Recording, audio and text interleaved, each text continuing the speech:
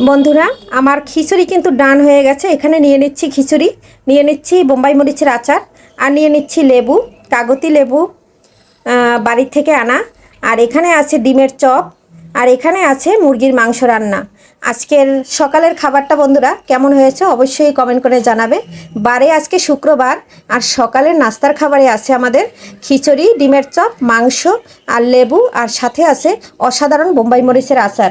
এতটা মজা হয়েছে খেতে তা বলার মতো না বন্ধুরা।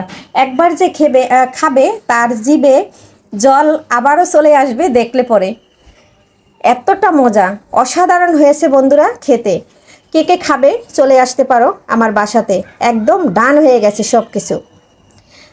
আর প্লিজ বন্ধুরা ভিডিওটি স্কিপ করবে না, একটা লাইক দিয়ে দেখে নেবে।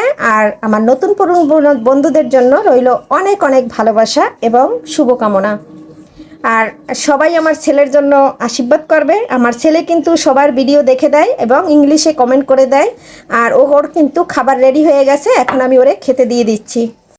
নমস্কার বন্ধুরা, সবাই কেমন আছো? আমি পাপড়ি কিচেন অ্যান্ড ব্লগ থেকে চলে আসলাম নতুন একটা রেসিপি নিয়ে। আজকে রান্না করব খিচুড়ি, আর খিচুড়ি রান্না করব হাতে মেখে। সাথে আছে মুরগির মাংস, পেঁয়াজ রসুন আমি দিয়ে দিয়েছি, আর রসুনটা কিন্তু আমি আস্তা দিয়েছি। বন্ধুরা, খিচুড়িতে কিন্তু আমি ডালের পরিমাণটা বেশি দিই। এখানে 2.5 পট চাল নিয়েছি আর 1.5 পট ডাল দিয়েছি। গাছের কয়েকটা কাঁচামরিচ দিয়েছি, তাই মরিচের গুঁড়াটা সামান্য অল্প একটু দিচ্ছি। দিয়ে দিচ্ছি হলুদ, দিয়ে দিচ্ছি ধনিয়ার গুঁড়া, দিয়ে দিচ্ছি জিরার গুঁড়া, এখানে দিয়ে দিচ্ছি সরিষার তেল। এখন আমি হাতে মেখে নেব। এখানে ফ্রিজের এক টুকরা আদা বাটা দিয়ে দিলাম। আদাটা আমি একটু হাত দিয়ে ভেঙে দিয়ে দিচ্ছি। আর জলটা ব্যবহার করব গরম জল। এখন আমি হাত দিয়ে খুব সুন্দর করে মেখে নেব।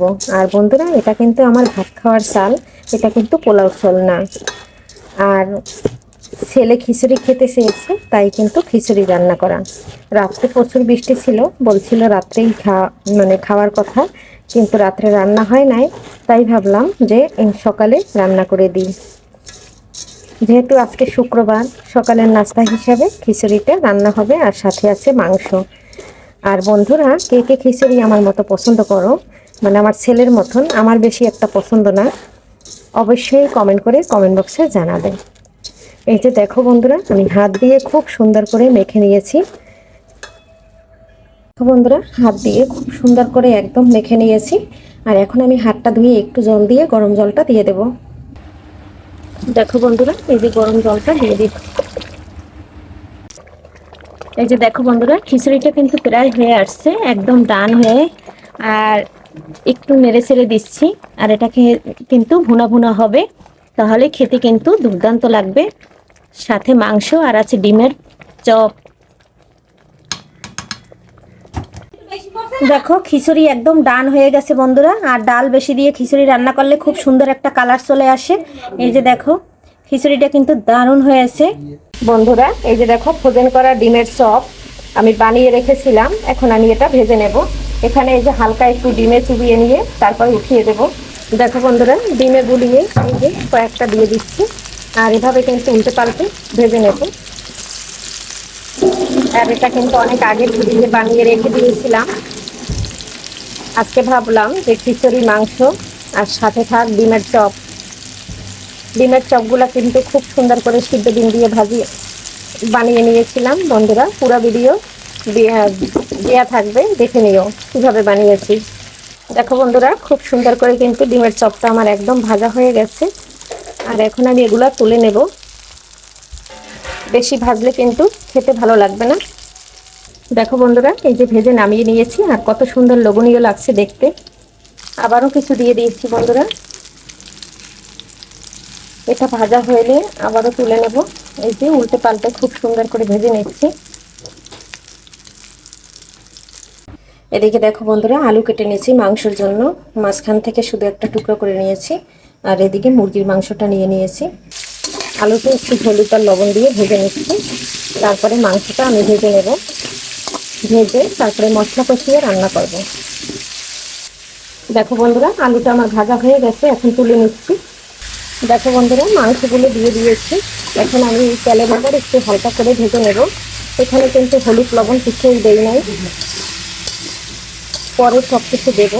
আগে একটু ভেজে নিই। দেখো বন্ধুরা, এদিকে কিন্তু আমি মুরগিটা উঠিয়ে নিয়েছি। এই তেলের ভিতরে এখন ফোড়ন দিয়ে দেব।